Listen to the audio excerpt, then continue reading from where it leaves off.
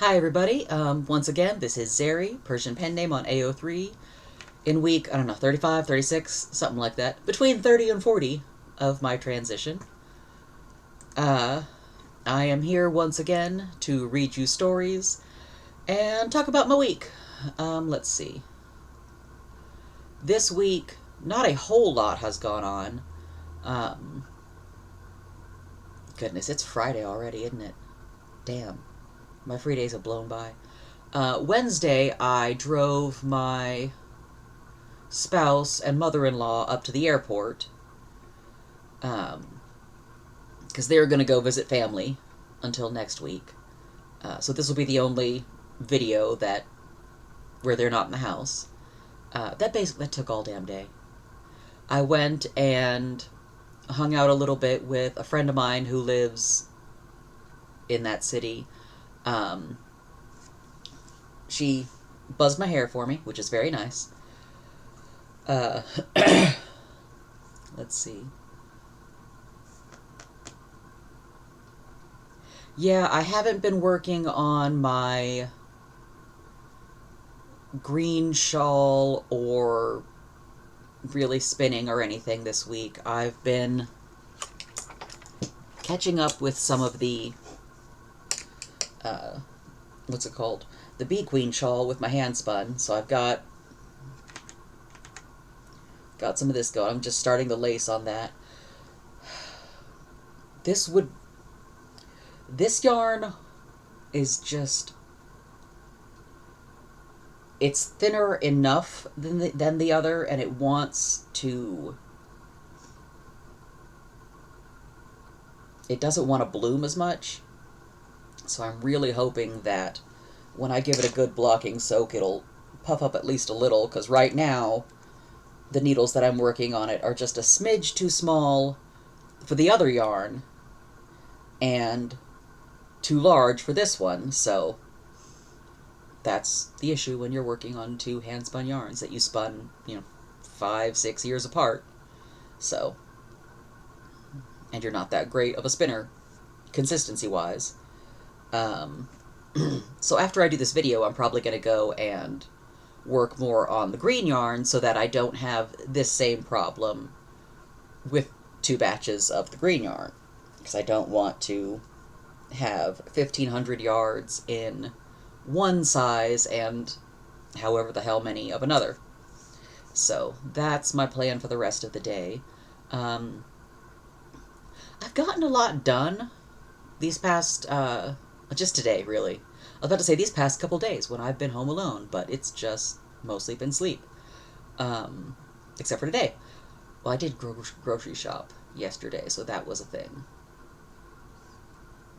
But anyway, I called up my doctor. I verified when I've got my appointment with them next, just to see how I'm doing, having switched the types of testosterone that I've got. I think they'll be very surprised to hear my new voice, which is still, it still feels like I've got something stuck in my throat, and I know that that'll settle down, but I don't know, what that's going to be like, and etc. There are going to be at least 2 more doses that I am scheduled to have before that appointment that I don't have currently prescribed, so I called my doctor and I was like, hey, will you please leave a note for, my endocrinologist? I need 2 more doses of tea before seeing them, which will be the 3-month mark of me switching over to the new one, to the shots, which I really do like a lot better. I feel like not doing it every day makes for more consistent dosage because it's me, and I'm not good at taking things every day. Case in point, I'm not sure when the last time was that I took my brain meds. I need to go and do that in just a minute. Shit, yes I do. I put it into my purse that I take to work so that I would remember to take it on days where I'm working, and then I forgot and didn't take it out of my purse to take on the days when I am not working. So, yeah, that's probably a bad sign. That would also explain all of the sleep, because there's been like a lot of sleep. Okay, I need to take my meds. But I did that today. I called the doctor, and I reordered some stuff to keep my face redness down. I don't know if you've noticed, that's gone down a bit. I finally figured out, like, with the new style of mask that I'm wearing, and the new and the new face soap that I'm using, and the new face goop combination that I seem to have settled on, that seems to be helping a lot in keeping the redness down, so that and helping with the acne. So that's really nice.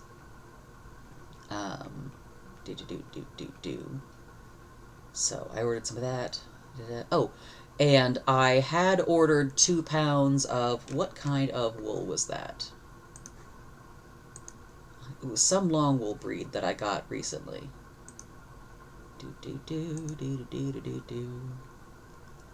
Leicester long wool, yes. I got 2 pounds of Leicester long wool locks that are currently soaking out in the driveway.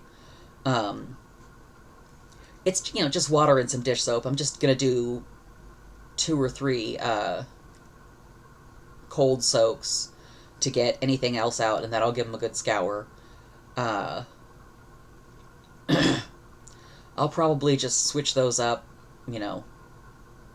once every day until it's next Wednesday and I can have time to actually scour them.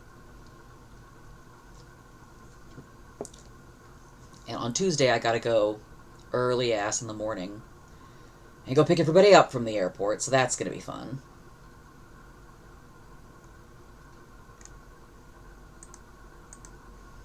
But yeah, they've got... See, now I'm making a mistake. I'm looking on the Etsy page again for this stuff. I haven't even really handled the first batch yet, but I'm like, but they've got 2 more pounds available. I should get that. And what I should do is sit my happy ass down and close that tab entirely and not order more wool right here, right now with all of you, until I've actually finished at least scouring everything that I've got. I've done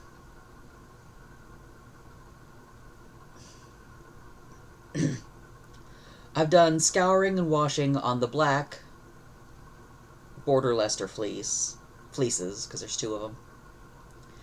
I've done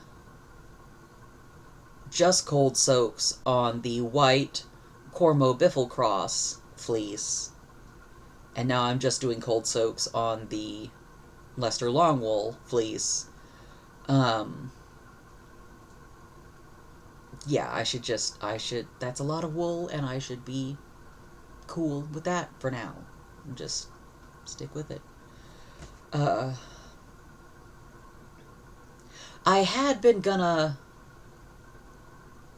spin the Cormo Biffle Cross without dyeing, but now I'm thinking I might just say fuck it and dye some up, because that appears to be what makes me actually want to spin, so that seems like the way to go.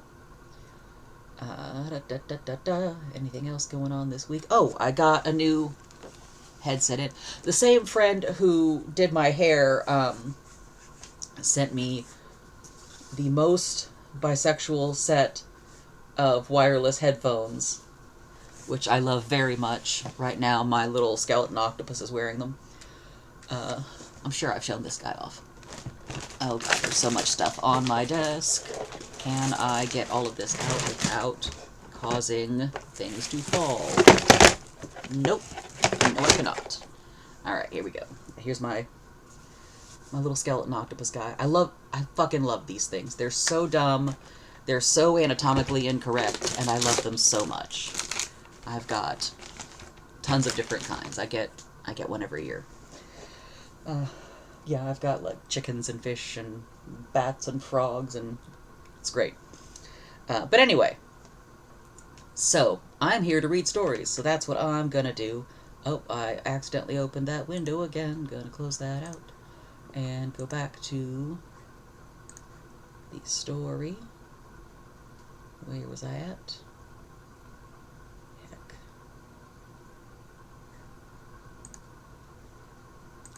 Alright, well.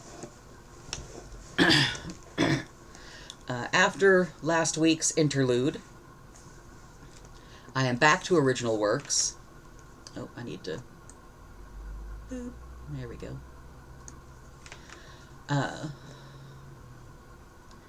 This one is from Battleship 2020, Yellow Team.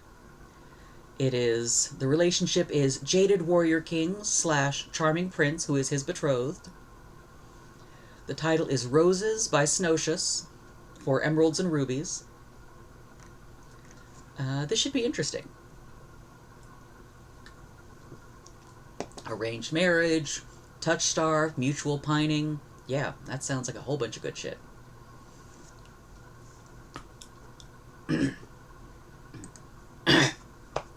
Yeah, it always feels like there's something stuck in my throat right about now. So, Roses by Snowshus. Silas knew not to expect much from this marriage.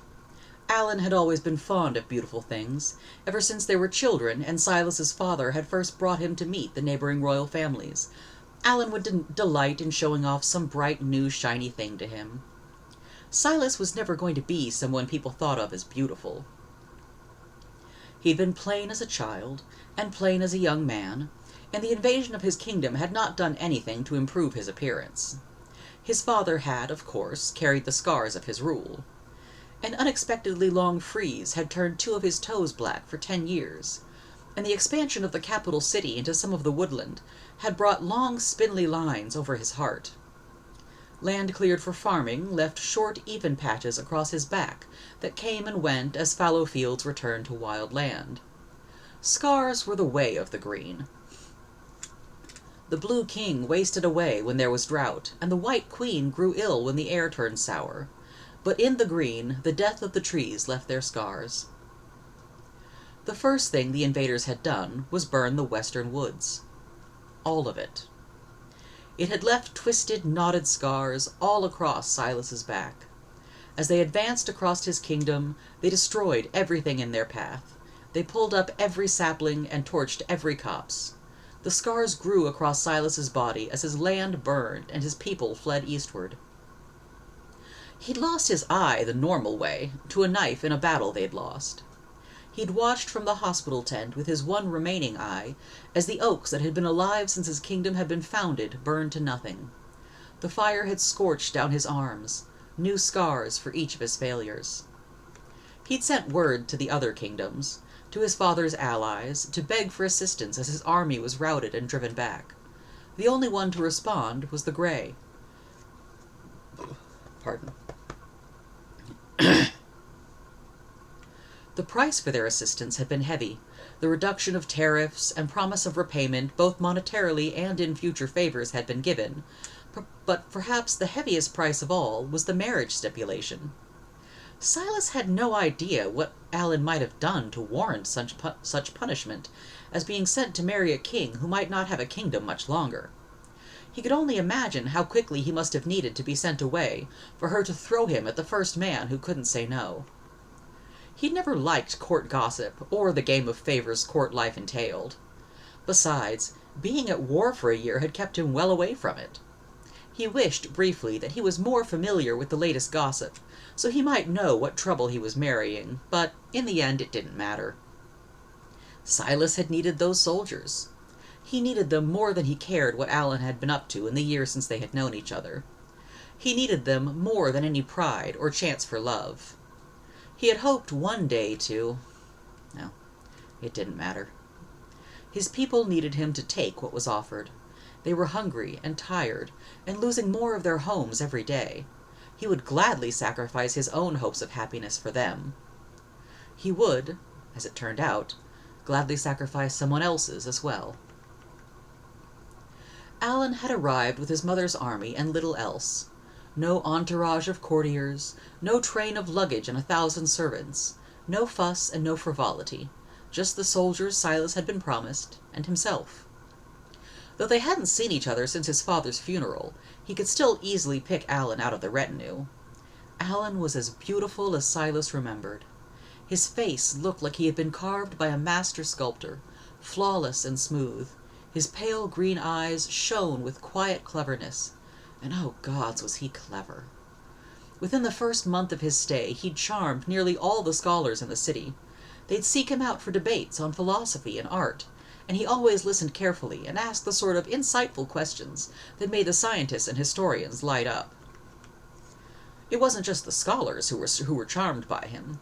He always seemed to know exactly what to say to lighten a discussion, to assuage rumpled feathers, to turn insult into jest. It didn't take long for Alan's popularity to eclipse Silas's. It wasn't hard either. Silas was respected, but he wasn't a very likable person, even before everything had started.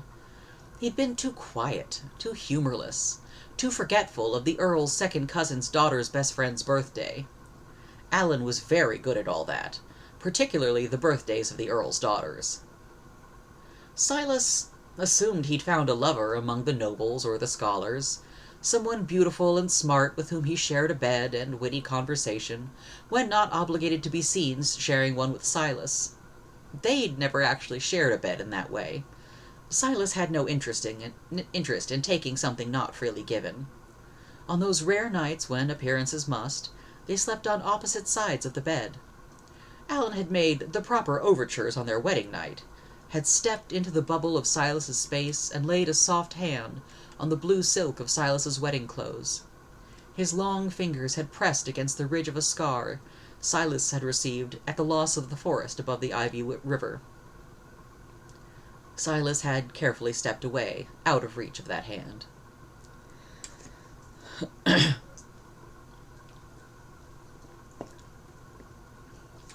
There's no need. As this is merely a political arrangement, I see no reason to force ourselves. You are free to take other lovers as you wish, though I do ask you to attempt discretion for propriety's sake. Of course, Alan had nodded, letting his hand drop back to his side. That was the end of that discussion. Silas had expected that to be the end of most of their interactions, honestly. Alan was not here by choice, and while a court at war was not the happiest place, there were enough diversions that he should be able to enjoy himself as he wished. Silas would attempt to provide him with whatever he wished, which was the best Silas could offer in the circumstances. Alan had surprised him by appearing in the war room the morning after their wedding. They are my countrymen you're deploying. I think I should be here to represent them, Alan had announced when he'd taken his seat at the War Council. He didn't have much to add as far as strategy, only asked for justification or explanation of the more dangerous or costly plans. It was helpful sometimes, annoyingly naive others. Still, that he would spend his time in a war council rather than literally anywhere else was a surprise. He didn't ride to the front with Silas when the war took him away, but Silas wouldn't have allowed it anyway. Should anything have happened to Silas, someone would need to hold the throne until Silas's young cousin was of age. He'd found he could no longer think of anyone more suited to that responsibility than Alan. In the 5th month of their marriage, Alan had begun traveling, sometimes just around the parts of the country that weren't being threatened, and sometimes to the Blue, or the Yellow, or one of the other kingdoms for a few days. He always took guards with him, and he always planned his routes to avoid anywhere the enemy could be.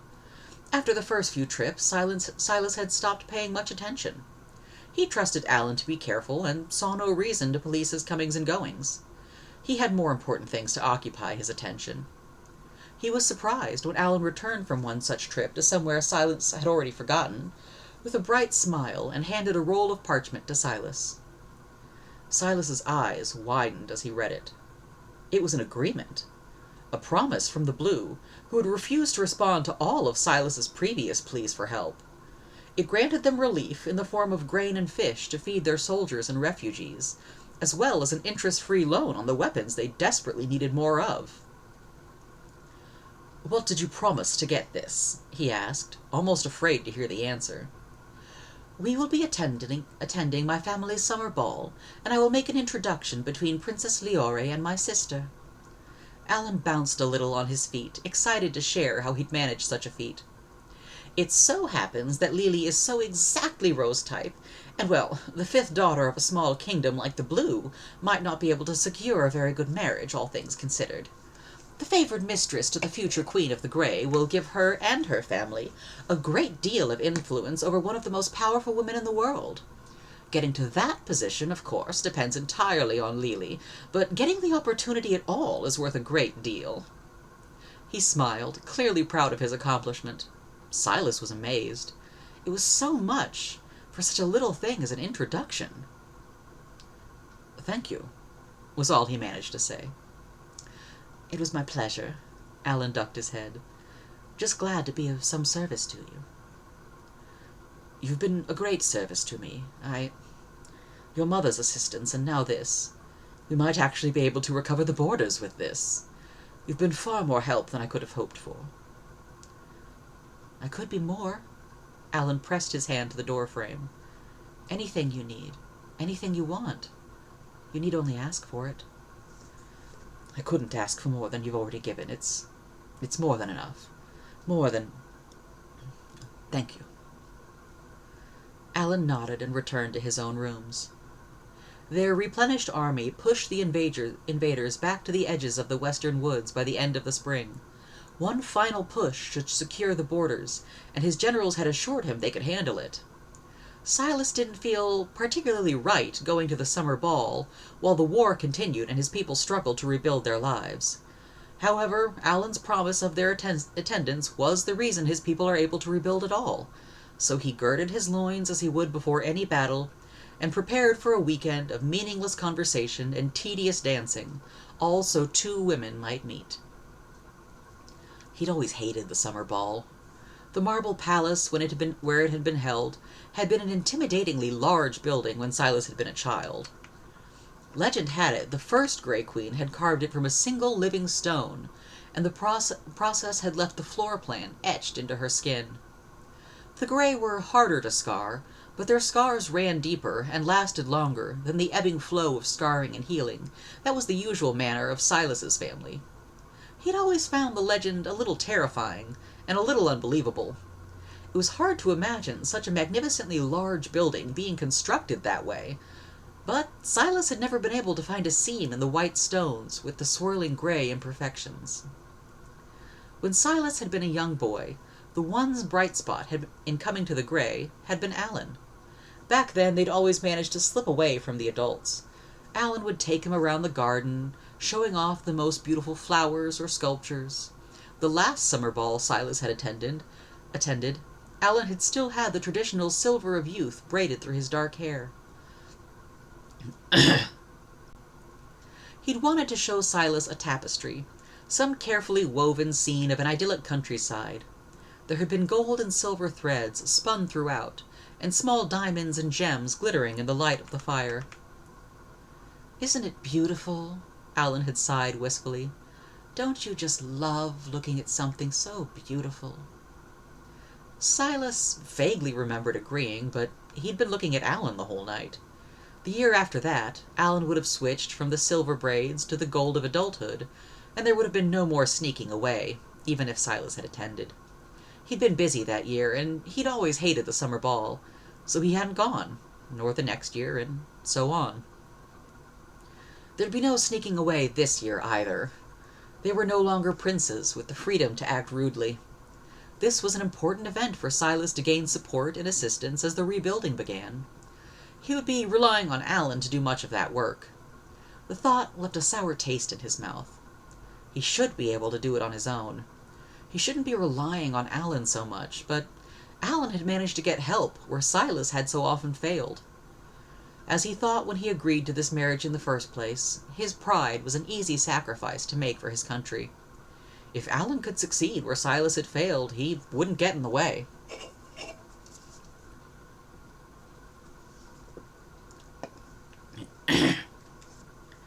They arrived at the Marble Palace earlier than most of the other guests, by Her Majesty's request.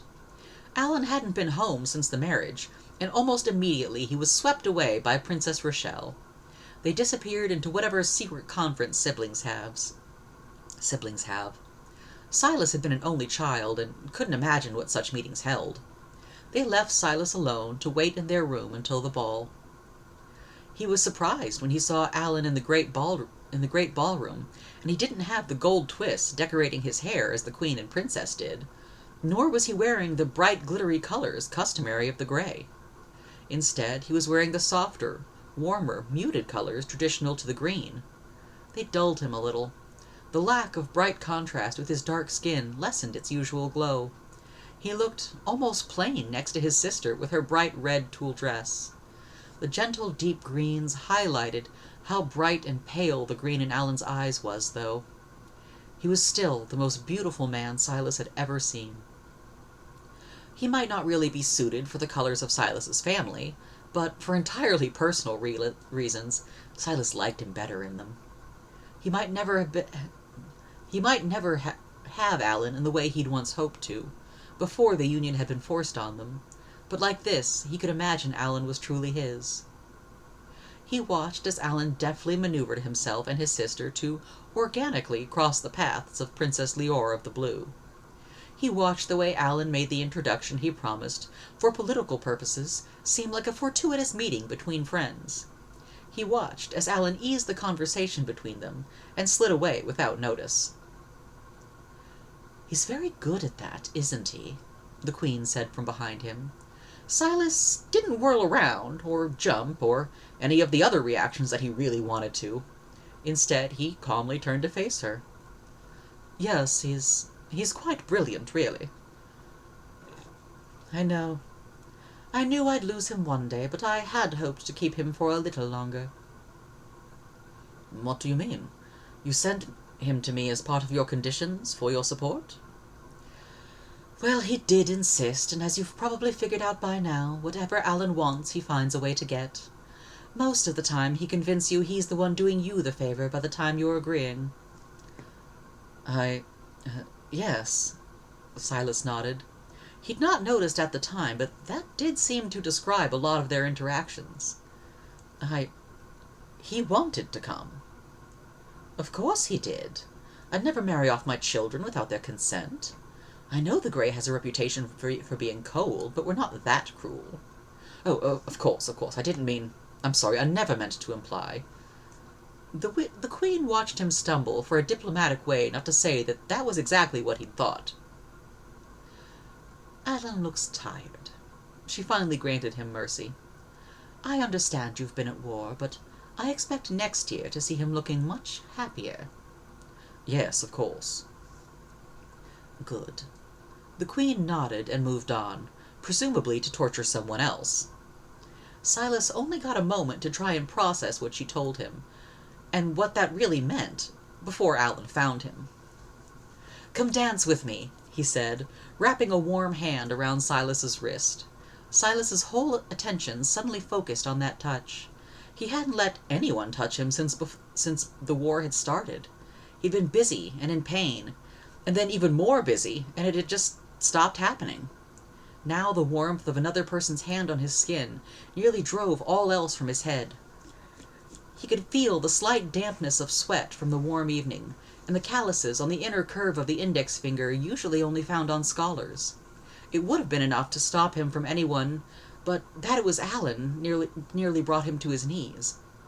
It took him a moment to remember the request that had brought those fingers to his wrist.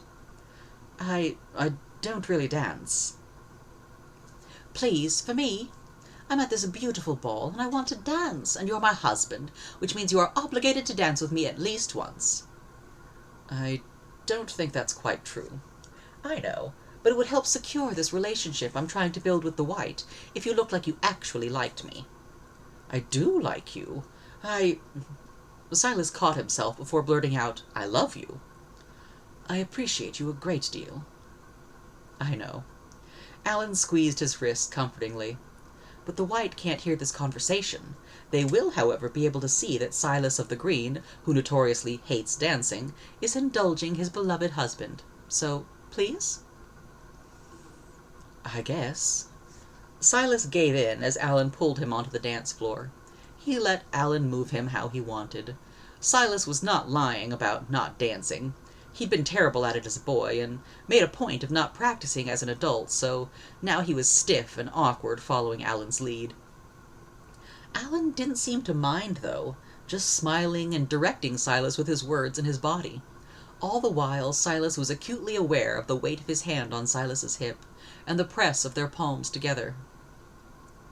"Do they hurt?" Alan asked, as his thumb brushed over the edge of a scar that had burned down to his fingers. "Not after they're made," Silas answered.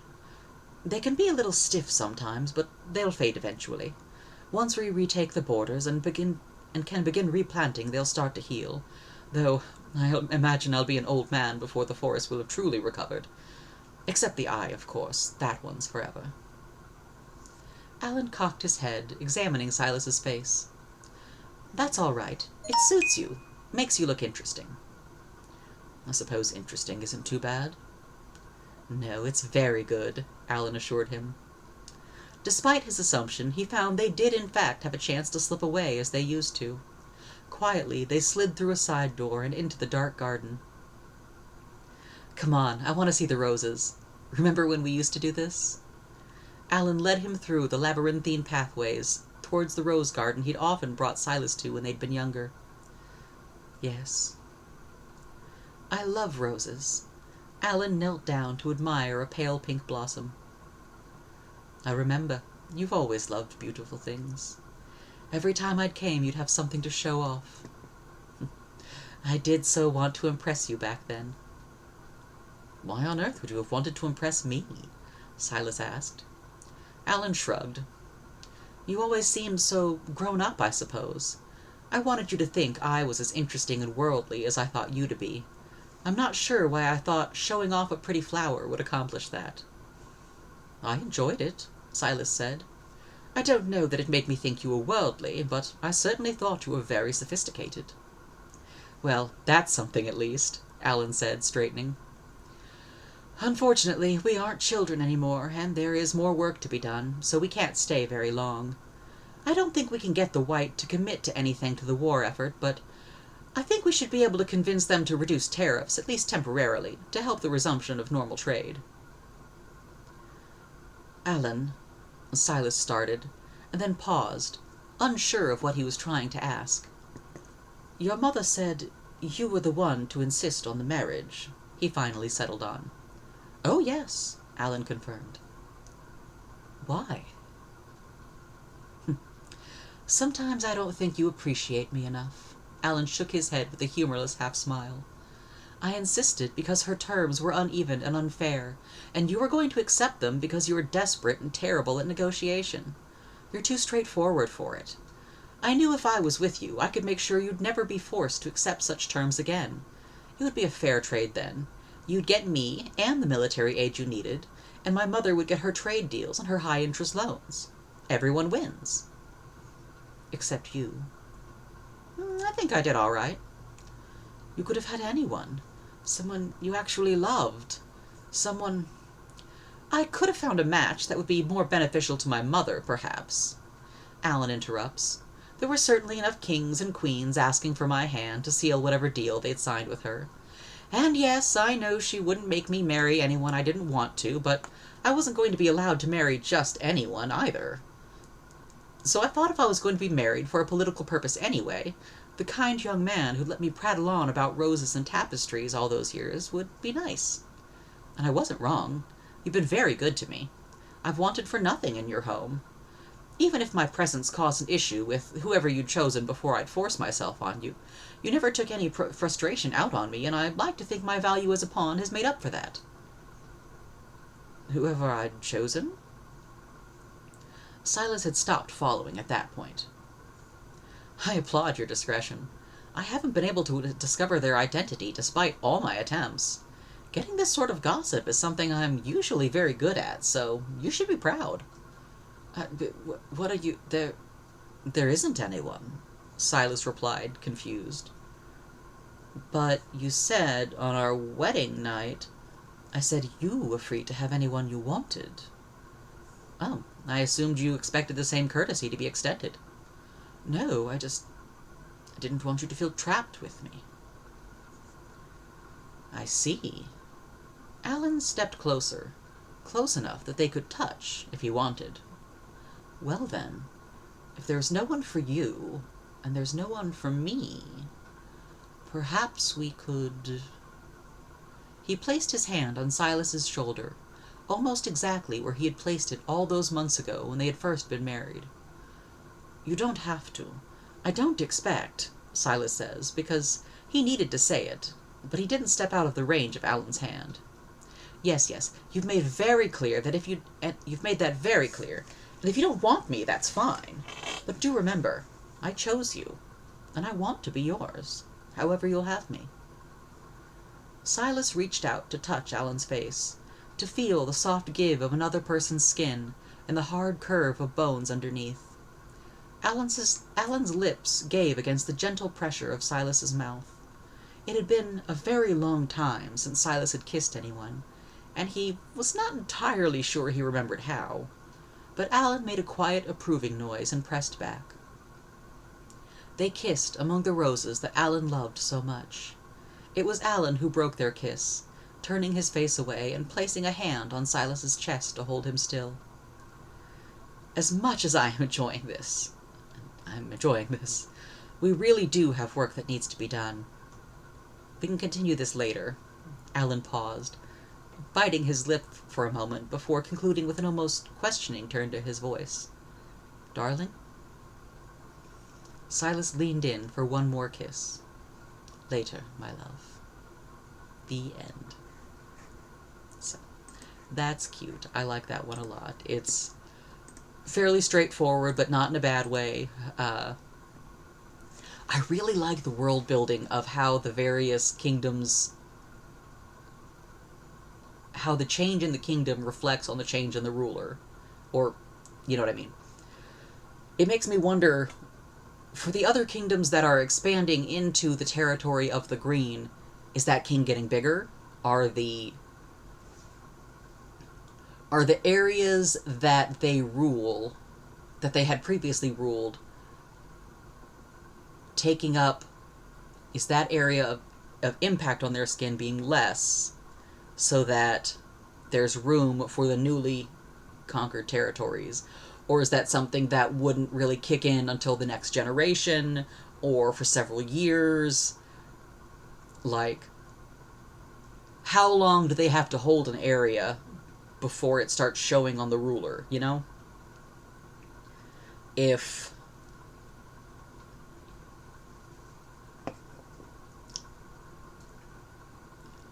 the king of the Green was completely deposed, but not killed, like, if his kingdom was taken over and he was just some dude, would he be just some dude who was still affected by the Green? Would that become, like, continue to be a familial trait of all the places that had been their holdings? Would whoever now ruled the Green start taking on scarring and changes in the same way that the king had? Or would they do it in whatever way accounted for their initial country? Like, it's really interesting world building, and I like it.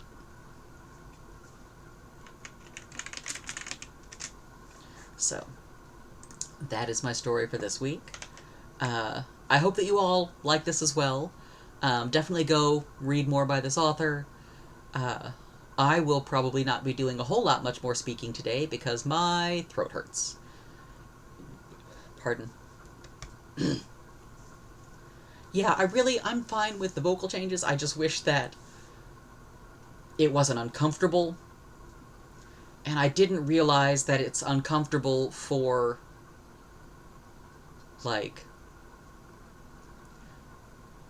teenage boys and other AMAB folks who were going through it. Like, I had a, you know, I had guy friends growing up, and none of them ever mentioned that their voice changing didn't, like, that it had a sensation. Uh, so that's a thing.